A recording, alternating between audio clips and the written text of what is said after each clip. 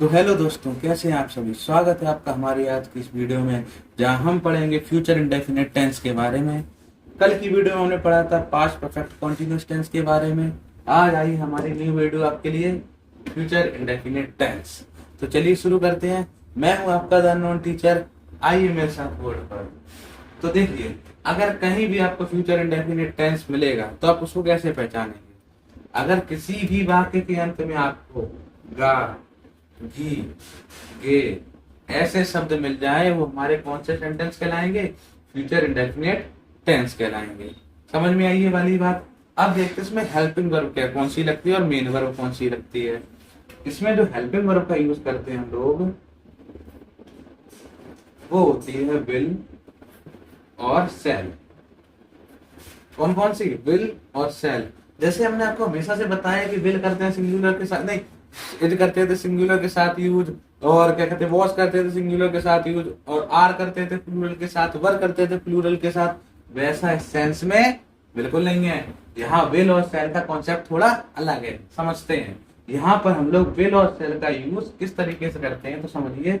हम सेल का यूज सिर्फ आई और वी के साथ करते हैं। किसके साथ करते हैं? आई और वी के साथ करते हैं। बाकी के जितने होते हैं सबके साथ किसका यूज? सबके साथ किसका यूज करेंगे? हम विल का यूज करेंगे। कोई भी हमें सब अदर सब्जेक्ट मिल जाए उसके साथ हम किसका यूज करेंगे? विल का। और सेल का यूज हम सिर्फ किसके साथ करते हैं? आई और वी का। ठीक है। जैसे मैं एक सेंटेंस लिखता हूं, I shall go home, he will work in factory. जैसे मैं लिखता हूं, आई विल किल यू। आप बता सकते हैं इसमें कौन सा सेंटेंस गलत है? पक्का आपने गलत गेस किया होगा। ये तीनों सेंटेंस सही है एकदम। आपने सोचा होगा यहाँ आई विल है, ये तो गलत होना चाहिए, क्योंकि विल तो हम किसके साथ लगा? आई के साथ तो क्या लगाते हैं? सेल लगाते हैं। यहाँ आई के साथ विल लगा, ये सही कैसे हो गया है? तो इसके पीछे कॉन्सेप्ट है। तो चलिए इस कॉन्सेप्ट को समझते हैं कि आई के साथ यहाँ विल क्यों लगाया है। ये दोनों बातें तो ठीक है, लेकिन इस कॉन्सेप्ट को समझो पहले, उसके बाद मैं बताऊंगा कि सेंटेंस कैसे बनाते हैं। मैं वो ट्रिक बताता हूँ, उस ट्रिक से आप सेंटेंस को आसानी से समझ जाओगे। वो ट्रिक है हमारी पोइट। ये कैसी ट्रिक है पोइट? तो सुनिए, कहीं पर भी आपको पजेशन पजेशन दिख जाए, मतलब जैसे कोई चीज को पजेस करना, कोई चीज मेरी है मतलब मैं उसको अपना मानता हूं, या फिर कोई ओथ क्या मिल जाए, कोई ओथ यानी कसम, शपथ खाई जा रही हो, या फिर एम्फेसाइज किसी चीज को जोर लगाकर बोला जा रहा हो किसी बात को, या फिर टी से दैट यानी कि डर। इन चारों केसेस में, इस पोएट के केस में हम लोग आई के साथ किसका यूज करेंगे या वी के साथ किसका यूज करेंगे? विल का यूज करेंगे। और बाकी सबके साथ हम किसका यूज करेंगे? सेल का यूज करेंगे। यानी वाइस वर्सा हो जाता किस केस में? पोएट के केस में। जैसे मैं एग्जांपल मैंने यहाँ लिखा था आई विल किल यू। यहाँ पर जो बात बोली जा रही कैसी बोली जा रही है? एम्फेसाइज के सेंस में बोली जा रही। कैसे? अब किसी से तुम नॉर्मली तो बोलोगे नहीं जाकर sir I will kill you, वो क्या कहेगा? वो तुमको थप्पड़ मार के भगा देगा कि रिक्वेस्ट कर रहे हो क्या आई विल किल यू। तो क्या कहोगे? I sir I will kill you. या फिर सर तो नहीं बोलोगे, मैं तुमको मार डालूंगा, तो गुस्से में बोलोगे ना ये वाली बात। तो जब बात गुस्से में बोलोगे, एम्फेसाइज जोर लगाकर बोलोगे, तो यहाँ कौन सा केस हो गया? पोएट का केस हो गया। हम आई के साथ क्या लगाएंगे? विल, ना कि सेल। समझ में आई ये वाली बात? जैसे हम एक एग्जांपल और लेते हैं। जैसे मैंने बोला ही सेल नेवर लीव यू। क्या सेंटेंस लिखा है? ही सेल नेवर लीव यू। वैसे ही के साथ क्या लगता है? विल लगता है। हमने यहाँ सेल क्यों लगाया है? क्योंकि किसी ने क्या बोली है, क्या बोला है? ही सेल नेवर लीव यू, वह तुमको कभी नहीं छोड़ेगा। यहाँ पर क्या दे रहा है? ओथ, कसम दे रहा है ना, मतलब वादा कर रहा है कि ही सेल नेवर लीव यू, वह तुमको कभी नहीं छोड़ेगा। अब समझ जाओ क्या हो रहा है यहाँ। ओथ हो रही है, कसम, शपथ ले रहा है वो। तो यहाँ पर भी बहुत बात कैसे पोएट के सेंस में आई कि नहीं आई?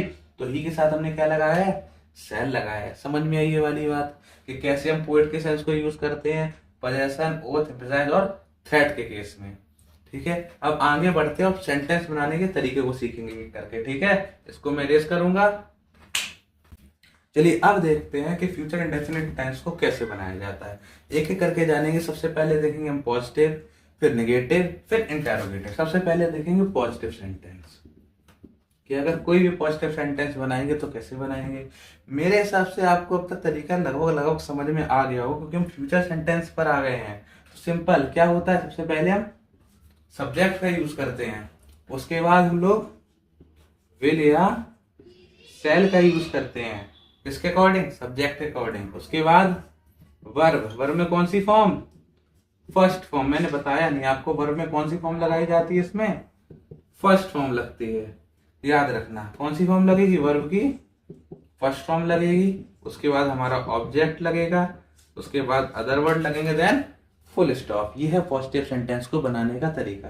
जैसे मैं एग्जांपल लिखता हूं एक, they will come here tomorrow. They will come here tomorrow, वे यहां कल आएंगे। क्या सेंटेंस है, हिंदी में अगर बनाएंगे तो हिंदी में लिख देता हूं, वे यहां कल आएंगे। ये इसका हिंदी सेंटेंस है। वे को दे लिखेंगे, फिर आएंगे फ्यूचर में चला गया तो क्या लगाएंगे, दे के अकॉर्डिंग विल लगाएंगे, क्योंकि यहाँ पर कोई भी पोएट का केस नहीं है। उसके बाद हम लगाएंगे हेल्पिंग वर्ब को। वर्ब हमारी क्या है, यहाँ पर आना, आने के लिए हम किसका यूज करेंगे, कम का यूज करेंगे। तो दे विल कम, फिर कहा यहाँ, तो ऑब्जेक्ट हमारा हेयर है, और अदर वर्ड्स में हम क्या लगाएंगे, टुमारो। तो दे विल कम हेयर टुमारो। यहाँ हमारी पॉजिटिव सेंटेंस खत्म हुआ। समझ में आया कि पॉजिटिव सेंटेंस को कैसे बनाते हैं। अब आते हैं नेगेटिव सेंटेंस में। तो सुनिए, नेगेटिव सेंटेंस सिंपल है। सबसे पहले हम लगाएंगे सब्जेक्ट, उसके बाद हम लगाएंगे विल या फिर सेल, उसके बाद हम लगाएंगे नॉट, उसके बाद लगाएंगे वर्ब, जिसमें हम कौन सी फॉर्म लगाएंगे वर्ब की, वेरी गुड, कौन सी फॉर्म लगाएंगे, फर्स्ट फॉर्म लगाएंगे। उसके बाद लगाएंगे ऑब्जेक्ट, उसके बाद लगाएंगे other word, then full stop. समझ में आई ये वाली बात कि subject, will, shall, not, verb की फर्स्ट फॉर्म, ऑब्जेक्ट और अदर वर्ड्स। जैसे मैं एग्जांपल लिखूंगा, बच्चे कल विद्यालय नहीं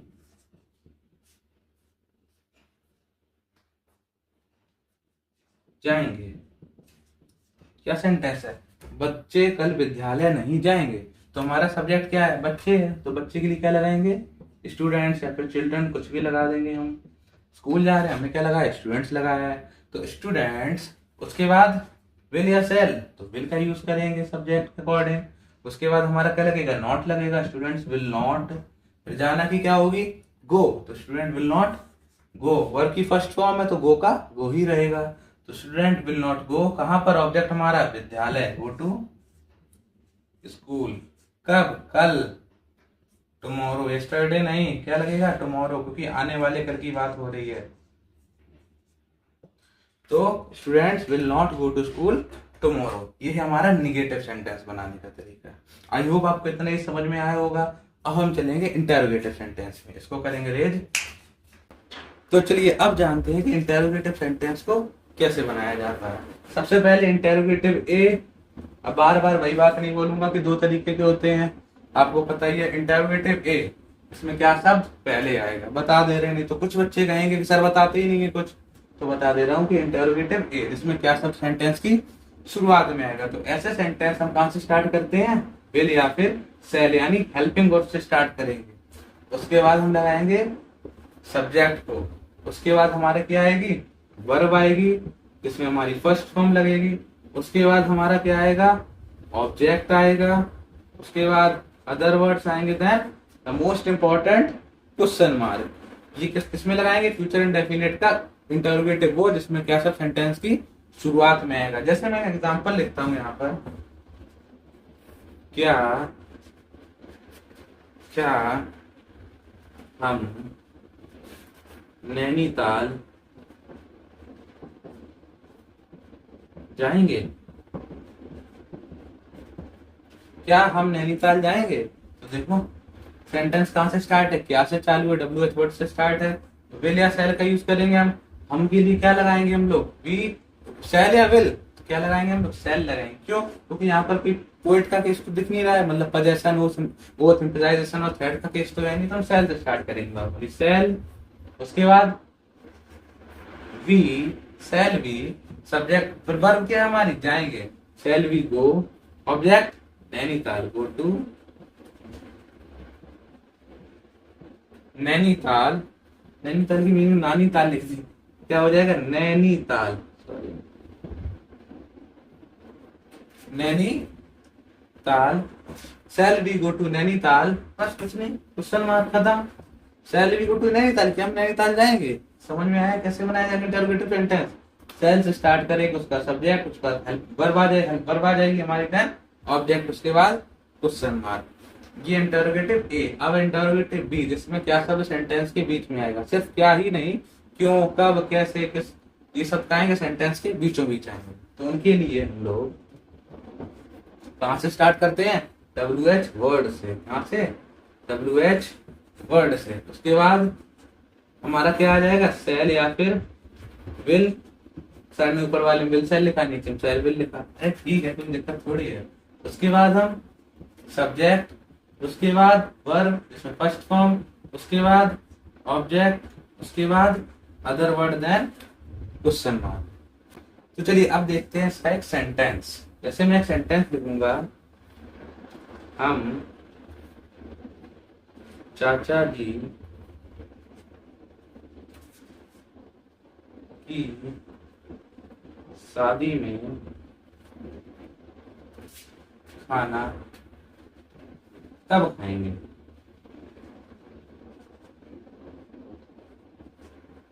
क्या लिखा है सेंटेंस, हम चाचा जी की शादी में खाना कब खाएंगे। यहाँ कब यानी डब्ल्यू एच वर्ड कहाँ आया, सेंटेंस के बीचों बीच आया है, तो हम यही से स्टार्ट करेंगे। तो क्या हो जाएगा कब इंग्लिश में, व्हेन। उसके बाद सेल या फिर विल, तो हम क्या है, वी है ना, तो वी इसके लिए क्या लगेगा, सेल लगेगा, क्योंकि यहाँ पे पोइट का केस तो है नहीं। तो व्हेन सेल वी, सब्जेक्ट हमारा क्या है, वी है। उसके बाद वर्ब हमारी क्या है, खाना खाने की बात हो रही ना, तो व्हेन सेल वी ईट, क्या, द फूड का। अब यहाँ ऑब्जेक्ट हो गया, लेकिन हमें अदर वर्ड भी तो दे रखे हैं, चाचा जी की शादी में, तो when shall we eat the food in uncle's marriage. क्या हो जाएगा, इन अंकल्स मैरिज। क्या हम लोग यहाँ पर ये लिख सकते हैं, in the marriage of uncle, लिख सकते हैं क्या, बताइए, लिख सकते हैं, नहीं लिख सकते हैं। ठीक है, हम यहाँ क्या लगाएंगे, अंकल्स मैरिज लगाएंगे। इसको लेकर एक कॉन्सेप्ट में शॉर्ट्स में लेकर आऊंगा, आप लोग शॉर्ट देखिएगा, ठीक है। तो हम लोग क्या लिखेंगे, अंकल्स मैरिज लिखेंगे, ना कि मैरिज ऑफ अंकल, ठीक है। चलो, ये था हमारा इंटेरोगेटिव। आई होप आपको इंटेरोगेटिव सेंटेंस बनाने का तरीका समझ में आया होगा फ्यूचर इंडेफिनिट का। ठीक है, अब हम चलेंगे कहाँ पर, इनके एप्लीकेशंस पर। ये तो हमारा सारा बेसिक था, अब एप्लीकेशन पर आएंगे, इसको करेंगे रेज। तो चलिए अब देखते हैं फ्यूचर इंडेफिनिट टेंस में किन किन एप्लीकेशंस का हम लोग यूज करते हैं, मतलब कहाँ कहाँ पर हम लोग फ्यूचर इंडेफिनिट टेंस का यूज कर सकते हैं। सबसे पहले तो पहली एप्लीकेशन है हमारी मेकिंग प्रिडिक्शन। मेकिंग प्रिडिक्शन मतलब अगर हम कोई प्रिडिक्शन करते हैं फ्यूचर को लेकर, कोई हमने कहा कि प्रिडिक्शन करी, तो उसके लिए हम किसका यूज करेंगे, फ्यूचर इंडेफिनिट टेंस का। जैसे मैं एग्जांपल लिखता हूं, आई थिंक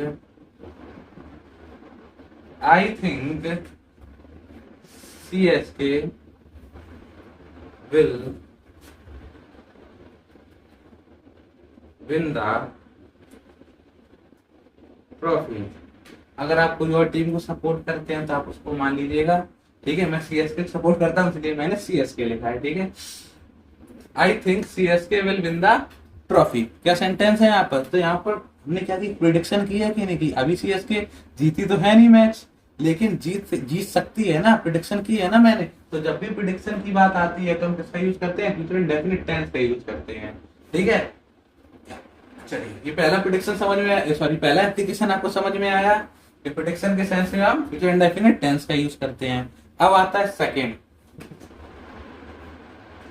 एप्लीकेशन कहता है हमारा expressing general truth about the future. मतलब अगर किसी जनरल ट्रुथ की किसी मतलब यूनिवर्सल ट्रुथ, जनरल ट्रुथ की सच्चाई की बात करी जा रही हो, कब? फ्यूचर में। तो ऐसे सेंटेंस को हम किस में यूज करते हैं? फ्यूचर इंडेफिनिट टेंस में यूज करेंगे। जैसे कि हमने बोला the sun will rise in the east tomorrow. क्या सेंटेंस लिखा है? The sun will rise in the east tomorrow. ऐसा मान लो आप शाम को बैठे हो किसी के साथ, बढ़िया सनसेट होता हुआ देख रहे हो, ठीक है, आपका जो साथ बैठा है वो आपके कह रहा है कि सन नीचे क्यों जा रहा है? तो कहते पागल हो क्या? The sun will rise in the east tomorrow, कल सन फिर से राइज होगा, कब? ईस्ट में। समझ में आई बात? तो क्या जनरल ट्रुथ बता रहा है वो फ्यूचर के बारे में? The sun will rise in the east tomorrow, कल फिर पूरब में क्या होगा? सन उगेगा। तो ये क्या है? जनरल ट्रुथ है। तो जब भी जनरल ट्रुथ की बात आती है फ्यूचर में, ऐसे सेंटेंस को हम किसमें लिखते हैं? फ्यूचर इंडेफिनिट टेंस में लिखते हैं। चलिए अब आता है नेक्स्ट हमारा तीसरा एप्लीकेशन। तीसरा एप्लीकेशन कहता है हमारा कंडीशनल सेंटेंसेस। कंडीशनल सेंटेंसेस, जब भी कंडीशनल सेंटेंसेस आते हैं हम इनके साथ, जब भी नहीं, जो फ्यूचर इंडेफिनिट से रिलेटेड आएगा उसके लिए इसका बनाने का तरीका है। जैसे मैं बताता हूं, इसमें तुम्हें इफ और देन मिलेगा। क्या मिलेगा? इफ और देन मिलेगा। क्या मिलेगा? इफ और देन। क्यों? कंडीशनल सेंटेंस है ना, तो कंडीशन, यदि कंडीशन तो दी जाएगी ना। जैसे मैं एक सेंटेंस लिखता हूं, if you work hard you will pass the exam। अगर आपको कंडीशनल सेंटेंस फ्यूचर इंडेफिनिट का बनाना है तो उसके लिए जिस सेंटेंस में हम कंडीशन का यूज करेंगे यानी इफ का यूज करेंगे, वो सेंटेंस हमारा किसमें होगा? प्रेजेंट इंडेफिनिट में। किसमें होगा? प्रेजेंट इंडेफिनिट में होगा। समझ में आई वाली बात? और जो दूसरा सेंटेंस होगा वो होगा फ्यूचर इंडेफिनिट। ये बात ध्यान रखना। मतलब जो कंडीशनल वाला सेंटेंस होगा वो होगा प्रेजेंट इंडेफिनिट में, और दूसरा सेंटेंस उसके साथ आएगा वो होगा फ्यूचर इंडेफिनिट में। यही हमारा फ्यूचर इंडेफिनिट का कंडीशनल वाला एप्लीकेशन कहता है। तो इफ यू वर्क हार्ड, यदि तुम कठिन परिश्रम करोगे, you will pass the exam, तो तुम पास हो जाओगे एग्जाम में। समझ में ये बात की नहीं आई?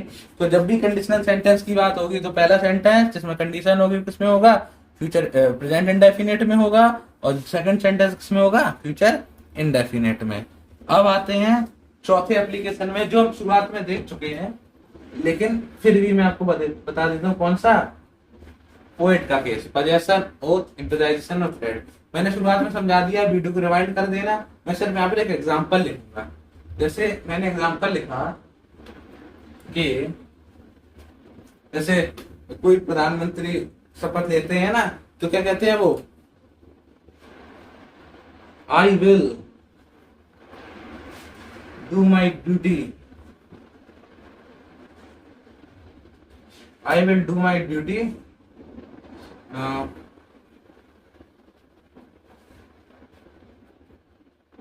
very best। कुछ भी लिख दो, I will do my duty very best। इसको लेकर कोई अच्छा सेंटेंस ऐसे मैं लिखूंगा कि ये ओथ का लिखते हैं सेंटेंस, ओथ का। ऐसे मैं लिखूंगा आई विल टेक यू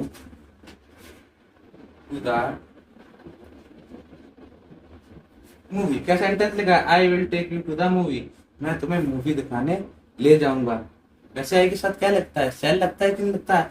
हमने क्या बोला है, विल। क्यों? क्योंकि मैं उसे एक भरोसा दिला रहा हूँ, ओथ। ओथ की बात आ रही है, I will take you to the movie, मैं तो मूवी दिखाने ले जाऊंगा, डोंट वरी। ठीक है, तो ऐसे सेंस हम किसका यूज करेंगे, फ्यूचर इंडेफिनिट टेंस में विल का यूज करेंगे आई के साथ, ना कि सेल का। ठीक है, समझ में आई वाली बात की नहीं आई? ये था हमारे 4 एप्लीकेशन फ्यूचर इंडेफिनिट टेंस के बारे में। आई होप आपको ये वीडियो समझ में आई हो। अगर ना आया हो तो कमेंट सेक्शन में कमेंट दीजिएगा। अब आगे हम कल समझेंगे फ्यूचर कॉन्टिन्यूअस टेंस के बारे में। तो आज के लिए इतना ही, इसको करेंगे रेस, मिलेंगे अगली वीडियो में। Tata bye bye.